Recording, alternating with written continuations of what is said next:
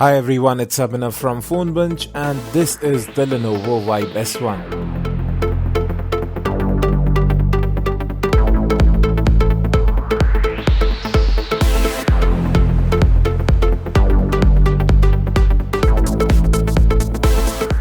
This is the beautiful box that the Vibe S1 comes in.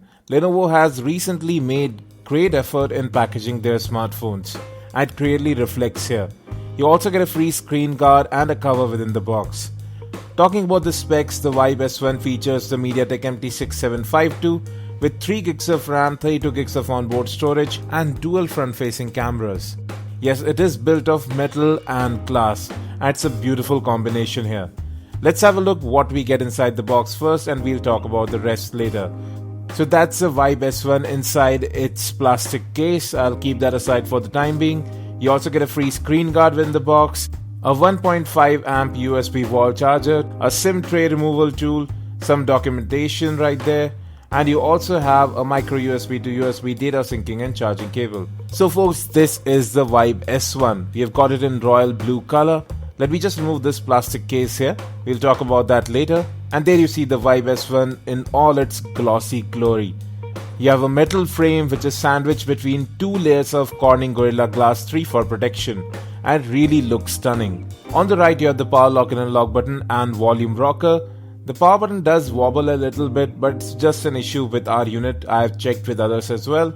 On the top you have the headphone jack, secondary noise cancellation mic, and you can see the antenna bands there too.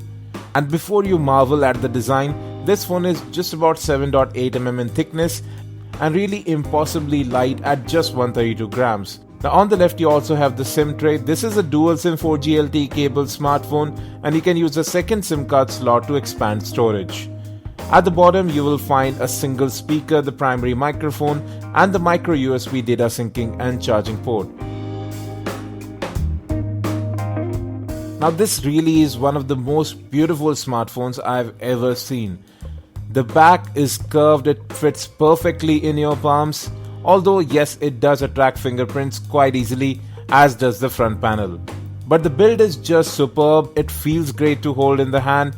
The rounded metal frame with chamfered edges, curved back, all fit perfectly in your palm. Now coming to the front, you have two cameras here, one 8MP to capture the actual selfie and a 2MP camera to capture depth information. Just below the display you have capacitive buttons which sadly don't light up. Now if we come to this display, it is actually plenty bright and it is quite sharp as well. Viewing angles are also great. It is a 5-inch 1080p IPS panel and again it is protected by Corning Gorilla Glass 3 just like the back. The colors look really good and the contrast levels also hold good. Have a look at some of these wallpapers. You'll see that the color reproduction is pretty natural as well. And before I forget, you do have double tap to wake available here too. Now if we talk about the rear camera, you have a 13MP unit there and it captures images very quickly. I spent some time using the camera. I'll have some samples in this video as well. Not many options available though. You can capture 1080p videos with the rear camera. The front facing camera is actually the real highlight. You can switch to the dual cam mode and you can focus later after capturing a shot. So again, then there are some gestures available too to capture images.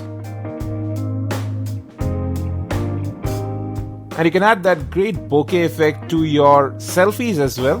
Thanks to the dual camera setup, you can increase or decrease the amount of blurriness you want in the background and you can even play with the background as well. Moreover, it does work out quite fast. You can also replace the background, you can place yourself anywhere.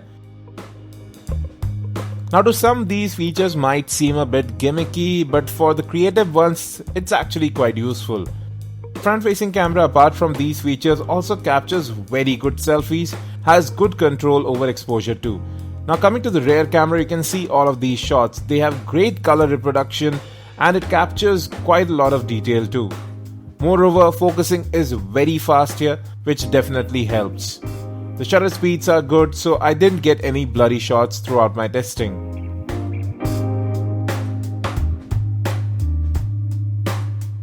Now let's talk about software. The Lenovo Vibe S1 is running Android 5.0 Lollipop out of the box, so yes, it is a version behind. But Vibe UI is still quite familiar as we have seen before. You can configure your notification quick tiles, and you have 32 gigs of onboard storage, out of which you will get about 24 to 25 gigs when you boot the device. USB OTG is also supported here, and you have 3 gigs of RAM, out of which you can see about 1.4 gigs is free after the first boot. So plenty there. You also have granular permission control available. You can disable background apps. So all the functionalities that we have come to expect from Vibe UI, including the option to customize the interface with a lot of themes. Now, performance was also pretty smooth on the device in the testing that I've done till now, but yes, we will be doing a full review later on. Web browsing was very smooth, pinch to zoom worked out great, and the touch response from the display is really good as well. You can see apps open up very quickly and animations are really slick on this device. And even after opening so many apps, you can see we have more than 700 MB available, so there's plenty for multitasking. Well folks, that brings us to the end of this video. I really like the fact that Lenovo bundles a case within the box. It is actually quite useful because the phone gets quite slippery.